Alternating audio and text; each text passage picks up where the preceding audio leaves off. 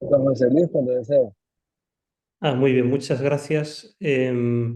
Buenos días, les saludo desde Roma, donde vivo, y concretamente desde la sede central del Opus Dei. Y quisiera comenzar agradeciendo al Patronato para la Causa de los Santos de Honduras esta invitación, y en particular a Ricardo Reina. Dentro de 4 días, el 2 de octubre, el Opus Dei va a cumplir 96 años. Está muy cerca del centenario, es una ocasión que tanto para los miembros de la obra como para los amigos invita por una parte a la reflexión de lo que se ha vivido y por otra parte a la soñar con la difusión de nuestro mensaje a todo el mundo. En esta conferencia nos vamos a centrar en el año, en el momento, ni siquiera el año, el día de la fundación del Opus Dei. Y después de una explicación, dejaremos un tiempo también para los que quieran hacer alguna pregunta. He dividido la sesión, la conferencia, en tres partes. Primero, los sucesos del día de la fundación del Opus Dei. En segundo lugar, el contenido del hecho fundacional. Y en tercer lugar, la novedad que supone el mensaje del Opus Dei también en nuestros días. Comenzamos con lo que ocurrió el día de la fundación del Opus Dei. Nos tenemos que situar en Madrid en el año 1928. En esa ciudad vivía un sacerdote que tenía 26 años, vivía con su madre viuda y sus dos hermanos.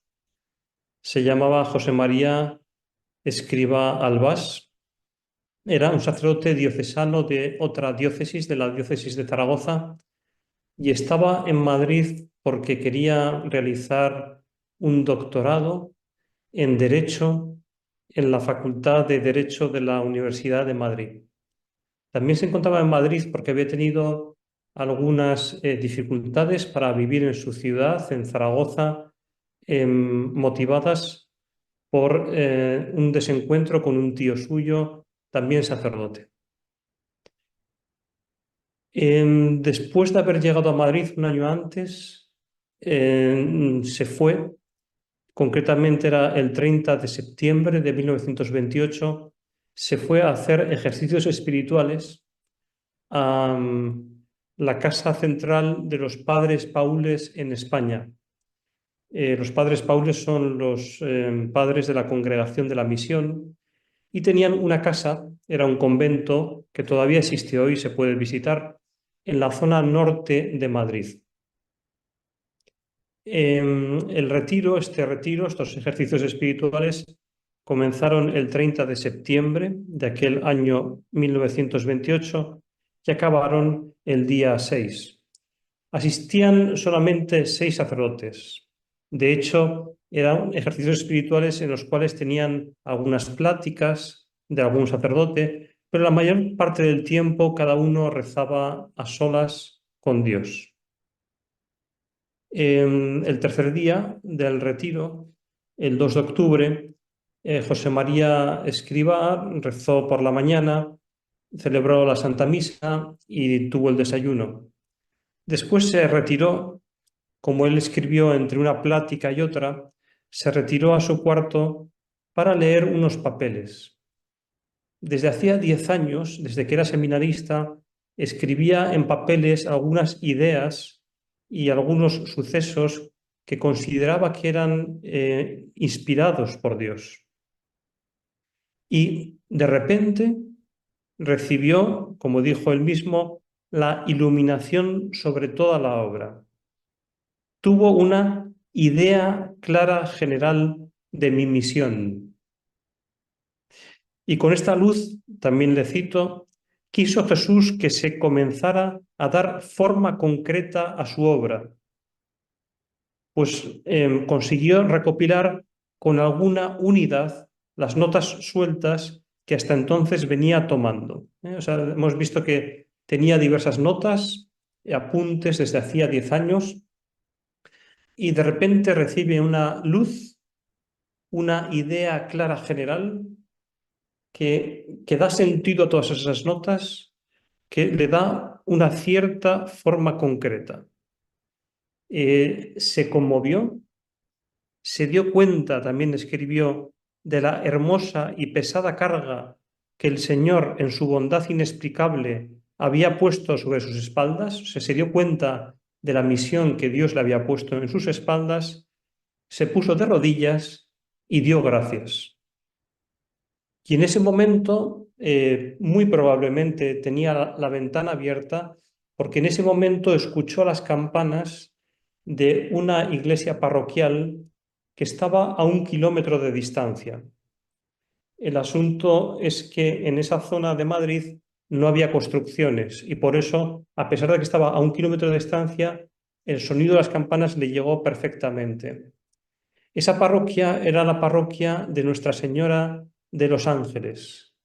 Y además, el 2 de octubre es el Día de los Ángeles Custodios, es decir, la parroquia estaba tocando las campanas para llamar a misa el día de la patrona de la Iglesia, Nuestra Señora de los Ángeles. Para San José María fue siempre bonito que el día de la fundación escuchó aquellas campanas. Es como si casi físicamente hubiese, con ese sonido, hubiese conocido que Nuestra Señora, Santa María y los ángeles custodios estaban presentes en el momento de la fundación del Opus Dei. Como sucede con todos los fundadores, las cosas en la vida de una fundación no son lineales, sino que hay relieves altos y bajos. En el caso de San José María, lo que pasó fue que después de este día fundacional, pasó 1 año y 1 mes, es decir, hasta noviembre de 1929, sin que tuviese más luces fundacionales. Tuvo la del 2 de octubre de 1928 y pasó 1 año sin tener ninguna luz. Durante ese año anotó algunas ideas, pero a la vez rechazaba ser fundador y rechazaba abrir una nueva fundación en la Iglesia. Por eso, durante ese año, lo que hizo fue buscar si la luz fundacional que él había recibido en 1928 ya existía en otra fundación, con la idea de pedir la admisión en esa fundación.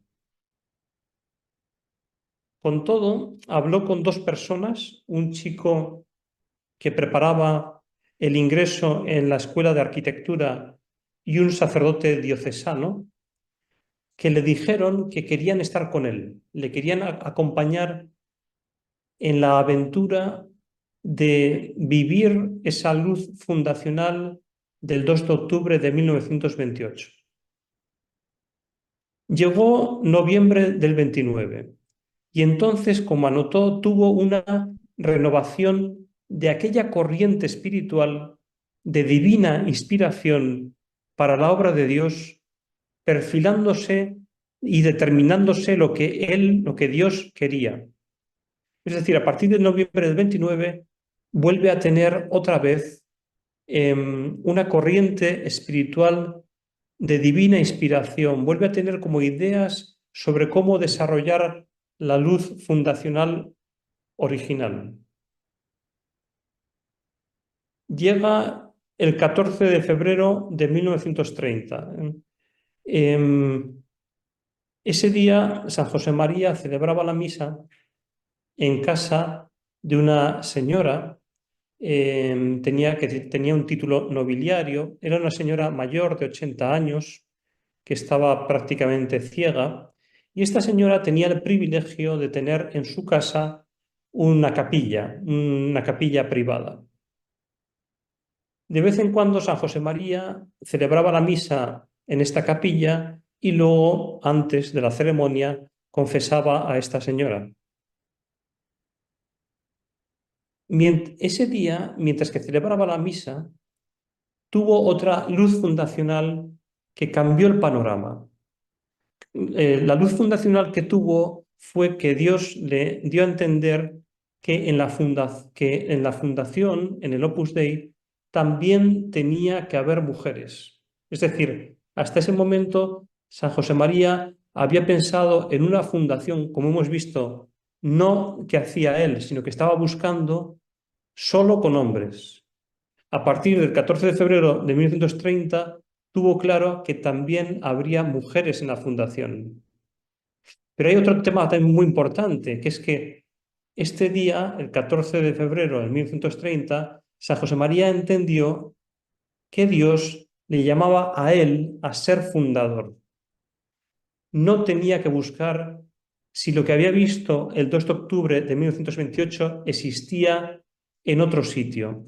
Él, José María Escrivá, tenía que abrir un camino nuevo en la Iglesia, tenía que abrir una nueva realidad en la vida de la Iglesia. Pasamos al segundo punto que es sencillamente decir, bueno, ¿cuál es la luz fundacional? ¿Qué vio el día de la fundación? Porque hemos explicado un poco cómo ha sido el desarrollo, pero no hemos entrado al contenido. Bueno, lo primero que hay que decir es que San José María no dejó un informe, un texto único donde explicó lo que vio el día de la fundación del Opus Dei. Después de darle muchas vueltas, pensamos que, por lo menos es como lo veo yo, que lógicamente pues, es una opinión personal y puede ser cierta o puedo estar también equivocado. Pero me parece que hay algo claro, que es que, por una parte, él usó el verbo ver. Yo vi. Como hemos leído, yo tuve una idea clara general, una idea. O sea, no es que viera tanto objetos, vamos a decir, físicos, como nosotros tenemos la visión. De hecho, cuando el 14 de febrero del 30 entendió que habría mujeres en la obra, escribió: no puedo decir que vi, pero sí que intelectualmente, con detalle, cogí lo que había de ser la sección femenina. Interesante, el 2 de octubre del 28 vio, el 14 de febrero del 30 no vio. Entendió que en lo que ya había visto, en la fundación, habría mujeres. Entonces, volvemos al 2 de octubre del 28, ¿qué es lo que vio? Como decía, nunca escribió un texto único de lo que vio, pero sabemos cosas. Sabemos por los escritos que nos dejó. Durante su vida dejó diversos escritos y fue contando algunas cosas. Sabemos por su predicación. San José María era un gran predicador de cursos de retiro, meditaciones, pero también era muy vivo en sus encuentros con las personas, en las tertulias, en la dirección espiritual. Y también San José María nos ha contado, y quizá esto es lo más importante, nos ha contado el 2 de octubre del 28 con su vida, con el ejemplo de su vida santa. ¿Qué vio? Podemos decir que, o hablar de dos realidades, un espíritu y una institución. Los explico. En primer lugar, San José María, que fue el único testigo del 2 de octubre del 28, nos dijo que él vio un espíritu. Como historiador, bueno, hice también la carrera de teología, pero soy sobre todo historiador. Como historiador, de algún modo podemos decir que vio un mensaje cristiano, un espíritu, un carisma. Habitualmente se dice que el carisma es un don de Dios. Un mensaje, pues es más una palabra, algo que se transmite. Pero quizá yo me quedaría con el espíritu, porque es la palabra que él va a utilizar durante su vida para referirse a la luz fundacional, el espíritu de la obra de Dios. El espíritu además es bonito porque el espíritu es vida, es algo que se encarna, que se hace propio. ¿Cuál es este espíritu? Dicho en una sola frase breve, la secularidad es camino para ser santo. Ahora lo explico un poco. Habitualmente cuando explicamos este espíritu decimos la santidad en medio del mundo. Y está bien, la santidad en medio del mundo. Tal vez me parece que hoy en día, por una parte, hablar de la santidad es como una idea como un poco genérica, o quizá alguno puede pensar en la santidad, pues no sé, de los grandes santos de la Iglesia, los apóstoles, los mártires, los papas santos o la Madre Teresa. Y en medio del mundo, pues quizá tampoco se entiende fuera de un contexto ya de gente que sabe mucho. ¿Qué significa? Todos estamos no sé qué significa estar en medio del mundo, ¿no? Técnicamente, en medio del mundo es la secularidad. Lo que San José María entendió es que los seculares en la Iglesia están llamados a la santidad. Es más, que ser secular es camino para ser santo, para estar unido a Jesucristo. ¿Quiénes son los seculares en la Iglesia Católica? Pues los seculares en la Iglesia Católica son el 99,94%. Entonces, ¿quién queda fuera? ¿Quiénes son el 0,6%? Es importante, el 0,6% de la Iglesia Católica son religiosos consagrados. Es importante porque cuando San José María recibió el Espíritu Opus Dei, estaba dirigido al 99,94% de la Iglesia Católica, a los seculares. ¿Y por qué es importante? Porque en 1928 se ponía la santidad de la vida consagrada, religiosa, se ponía como paradigma, como modelo, como grado más alto o superior de santidad en esta tierra. Nadie negaba que era posible ser santo, por ejemplo, en el matrimonio, pero se veía como algo muy difícil. Los casados o los seculares bastaba que cumplieran los mandamientos. Si uno realmente quería ser santo, se tenía que hacer religioso, abrazar de modo público los 3 votos de pobreza, obediencia, castidad, entrar a formar parte de lo que se llamaba entonces, y es interesante, el estado de perfección. O sea, si querías ser perfecto, tenías que hacer voto de pobreza, de obediencia, de castidad, ser religioso consagrado. San José María lo que recibió de Dios es que no, que la santidad, la llamada a la santidad la tienen todos los bautizados. Y concretamente, él recibió, lo digo de nuevo porque es muy significativo, él recibió la llamada para que transmitiera la llamada a la santidad al 99,94% de la Iglesia Católica.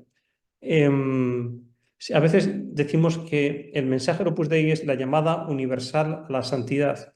Bueno, siendo más precisos, es para este porcentaje que he dicho, es decir, es la llamada a la santidad de los seculares en la Iglesia Católica, los laicos y los sacerdotes seculares, que casi todos son sacerdotes diocesanos.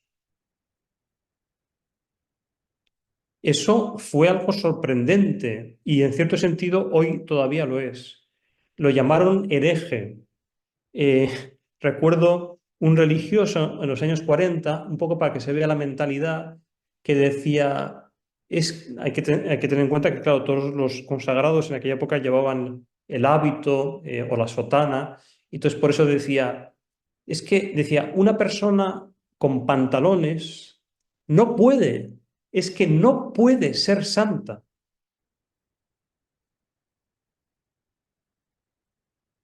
Este es el espíritu Opus Dei, el mensaje que San José María recibió. Pero decía, también entendió que Dios le llamaba a abrir un camino en la Iglesia, a constituir una comunidad eclesial, una institución, una familia cristiana. es la familia del Opus Dei. Hoy en día somos pues, 93.000 miembros, laicos y sacerdotes del Opus Dei, más otros 2.000 sacerdotes diocesanos. Todos somos de la familia del Opus Dei. Y claro, a esta familia, esto es interesante, el fundador entendió por uno, que se ingresa con una llamada divina, con una vocación. En segundo lugar, que los integrantes de esta institución tratan de encarnar el Espíritu, de hacerlo suyo. Su modo de ser Jesucristo es siendo Opus Dei, viviendo el espíritu del Opus Dei, es decir, el espíritu de santidad secular. Y en tercer lugar, los miembros de la institución irradian, difunden, expanden el espíritu del Opus Dei allí donde están, en su trabajo profesional, en su familia, en las circunstancias en las que viven. En tercer lugar, decía en esta conferencia, hemos visto un poco la historia, hemos visto el contenido del 2 de octubre del 28, del mensaje fundacional. Por último, vamos a hablar sobre la novedad que supone el espíritu del Opus Dei hoy en día. Es así, la santidad, a veces cuando hablamos sobre el Opus Dei, hablamos de la santidad laical. Se entiende porque es el 99,92% de la Iglesia. Y también en el Opus Dei es el 98% de los miembros del Opus Dei son laicos. Pero más técnicamente es la santidad secular, porque, por ejemplo, es Picasso, yo no soy laico, soy un sacerdote secular. Los seculares somos los que estamos llamados a vivir unidos a Jesucristo, donde estamos, donde vivimos, donde trabajamos. De hecho, se puede decir así, decía, me parece que una frase, ¿cuál es el espíritu Opus Dei? La secularidad como camino para ser santo. Quizás es mejor decir la secularidad como camino para ser Jesucristo, para estar unido a Jesucristo.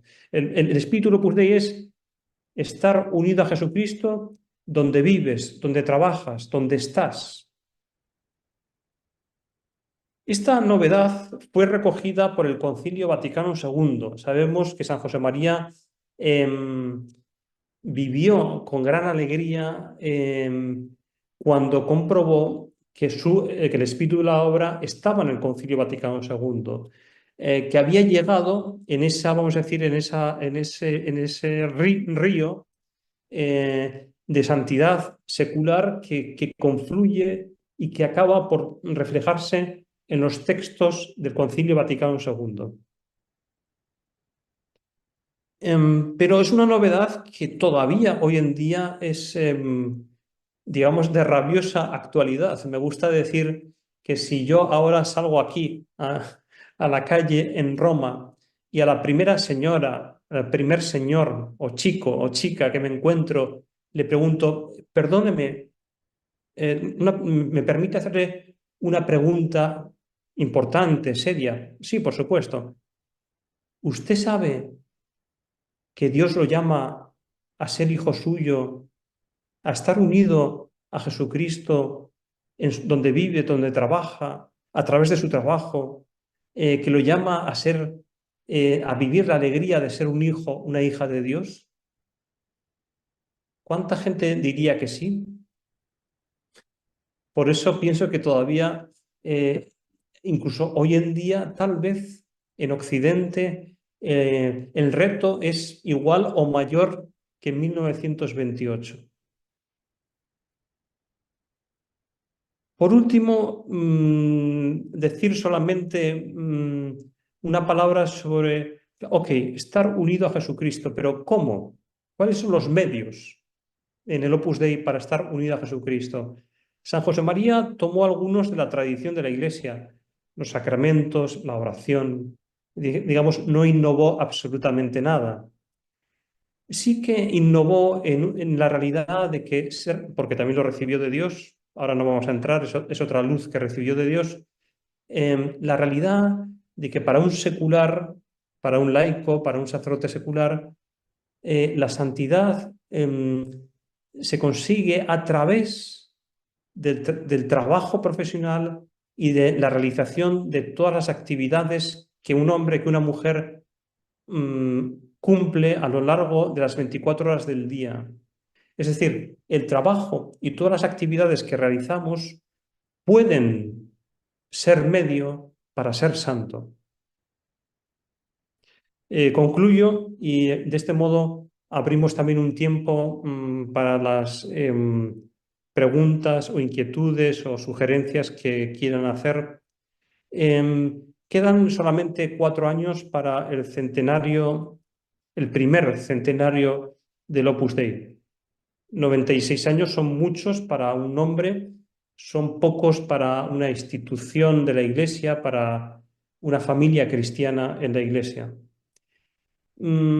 Ya empieza a haber como tambores que llaman al centenario, a vivir el centenario, y evidentemente no solamente va a ser un tiempo para recordar, no solamente va a ser un tiempo para dar gracias a Dios, por supuesto, un tiempo también para agradecer a aquellos hombres y mujeres que han llevado la antorcha, como hemos visto ahora en las Olimpiadas, ¿no? Han llevado la antorcha olímpica de la santidad adelante. Será, y recordaremos a los más de 20.000 hombres y mujeres que han ya muerto en el Opus Dei. Será también un tiempo para mirar hacia adelante, para darse cuenta que la semilla puesta por Jesús en cada uno de nosotros, llamándonos a estar unidos con Él donde estamos, donde vivimos, seculares, esa semilla está llamada cada día a germinar. Esta es la realidad del Opus Dei, una realidad que no solamente viven esos 93.000 miembros del Opus Dei, sino que también viven los amigos de la obra, los cooperadores. El mensaje, el mensaje, pero prefiero el espíritu del Opus Dei, no es solamente para los miembros llamados al Opus Dei, es un espíritu que va incluso en este sentido más allá de la institución. Es un mensaje que está llamado a difundirse en todo el mundo. Sabemos que hay personas, por ejemplo, en China no hay ningún centro del Opus Dei, no hay ninguna casa del Opus Dei, pero sabemos que hay personas en China que tratan de vivir su vida cristiana según las enseñanzas de San José María, es decir, según el mensaje de santidad en medio del mundo. Por eso me parece que el momento es muy bueno si cada uno de nosotros redescubrimos la aventura de que estamos llamados por Jesús a estar unidos con Él donde estamos. Muchas gracias.